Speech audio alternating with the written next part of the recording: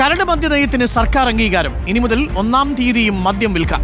3 സ്റ്റാറിന് മുകളിലുള്ള ഹോട്ടലുകൾക്കാണ് അനുമതി നൽകിയിരിക്കുന്നത്. മദ്യം വിൽക്കണമെങ്കിൽ കമ്മീഷണറുടെ മുൻകൂർ അനുമതി ലഭിച്ചിരിക്കണം. എന്നാൽ 1-ാം തീയതി ബാറുകൾക്കും ഔട്ട്ലെറ്റുകൾക്കുമുള്ള ഡ്രൈ ഡേ തുടരും. നേരത്തെ സംസ്ഥാന സർക്കാരിന്റെ മദ്യനയത്തിനെതിരെ വലിയ വിമർശനമുയർന്നിരുന്നു. ഡ്രൈഡേയിലടക്കം അന്തിമ തീരുമാനത്തിലെത്താൻ കഴിയാതെ സംസ്ഥാന സർക്കാർ പലതവണ മന്ത്രിസഭാ യോഗത്തിൽ മദ്യനയത്തിലെ തീരുമാനമെടുക്കുന്നത് മാറ്റിവെച്ചിരുന്നു. ടൂറിസം മേഖലയെ ഒഴിവാക്കിക്കൊണ്ട് മറ്റു മേഖലകളിൽ ഡ്രൈഡേ തുടരാമെന്നതായിരുന്നു ഒടുവിലത്തെ തീരുമാനം. തുടർന്നാണ് ഇന്ന് ചേർന്ന മന്ത്രിസഭാ യോഗം കരട് മദ്യനയത്തിന് അംഗീകാരം നൽകിയത്.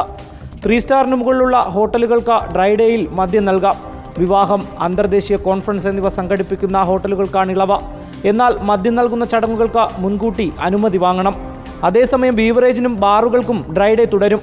ബാറുകളുടെ വാർഷിക ലൈസൻസ് തുക 35 ലക്ഷമായി തുടരും. പഞ്ചനക്ഷത്ര സൗകര്യങ്ങളുള്ള യാനങ്ങളിലും മദ്യം നൽകുവാൻ അനുമതിയുണ്ട്. ഇതിനായി യാനങ്ങൾക്ക് പ്രത്യേക ബാർ ലൈസൻസ് നൽകും. ആരാധനാലയങ്ങൾ, വിദ്യാഭ്യാസ സ്ഥാപനങ്ങൾ ഉൾപ്പെടെ കള്ളുഷാപ്പുകളുടെ ദൂരപരിധിയിൽ 400 മീറ്റർ എന്നതിൽ മാറ്റമില്ല. റിപ്പോർട്ടർ, തിരുവനന്തപുരം.